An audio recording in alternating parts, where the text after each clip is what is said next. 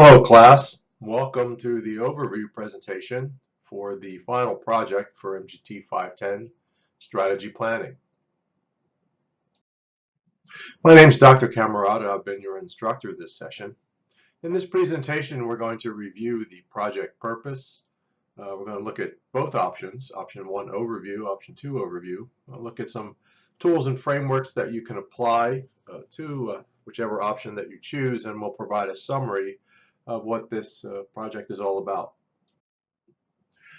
The project has two purposes. The first purpose is to convey an understanding of the strategy creation process, and the second is to identify specific examples or actions of strategic planning activities as specifically related to your selected organization.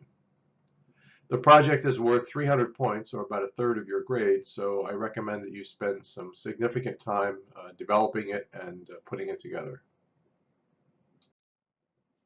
The first option is a white paper. Again, with these two options, please choose one, don't do both. The white paper is based on the scenario where you work in your strategic planning department of your chosen organization. For the past 5 years, you've served in several roles within the organization. And recently, the organization's senior leadership team has determined that a more effective strategy planning process is needed. And you've gladly stepped into this role to help determine what the improved processes or activities might be. You've been asked by your manager to put together a project to help the executive leadership team better understand the concepts and principles of a well-designed strategy process. In addition, this document, which will cover the strategy process, it should include a set of examples of strategy planning activities which are specific to your organization or industry. And for this particular project, consider that the concepts, examples, and principles are going to be used as a basis for discussion at an upcoming executive leadership team retreat. The paper should be between 10 to 12 pages in length, which does not include title, reference pages, or appendixes. Should conform to the CSU Global Guide to Writing and APA requirements. And in addition to your textbook, you'll need to include at least 10 scholarly references. You can find these in the CSU Global Library. The narrative in the paper will include a presentation of the strategy concepts, theories, and principles, all of which are important for the senior executive team to understand in the strategy creation process. You're going to want to define a minimum of 7 examples of strategy planning activities that are designed specifically for your selected organization. You'll include a clear and understandable title of each of your 7 example activities, along with an in-depth description of each activity.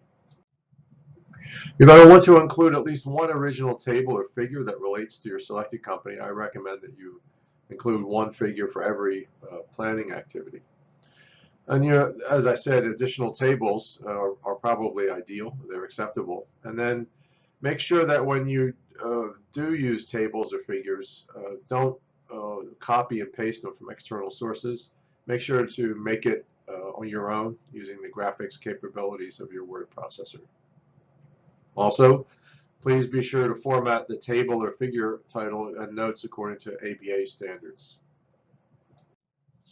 The second option is a presentation. And the scenario for this particular presentation is that you work in the strategic planning department at IBM. And for the past 5 years, you have served in several roles within the organization. Recently, the organization's senior leadership team has determined that a more effective strategy planning process is needed, so you've stepped into the role to help determine what the improved processes or activities might be. You've been asked by your manager to create a project presentation to help the executive leadership team understand the concepts and principles of a well-designed strategy process. In addition, you'll want to include in the presentation a set of examples of strategy planning activities that are specific to your organization or industry. And for this project, consider that the concepts, examples, and principles are going to be used as a basis for a discussion at an upcoming executive leadership team or retreat. What you're doing with this presentation is you're creating a visual set of ideas about the strategy creation process and the strategic planning activities of your selected company. It's different than writing a paper.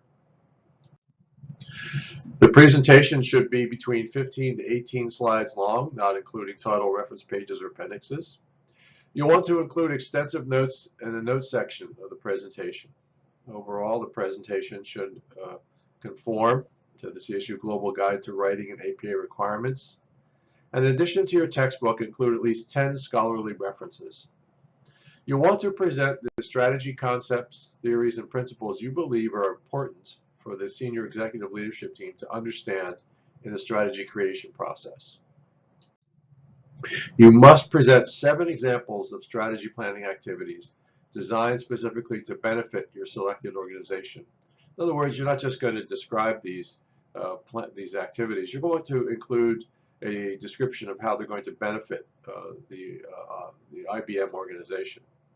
You want to include a clear and understandable title of each of your 7 example activities, along with a brief overview description of 1 or 2 sentences for each.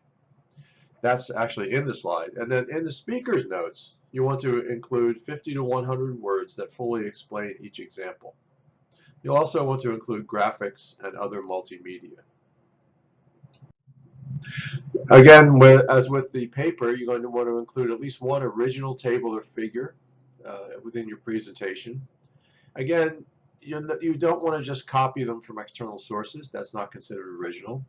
You want to set up your own table or figure using the graphics capabilities of PowerPoint, if that's what you're using, or Keynote if you're on a Mac.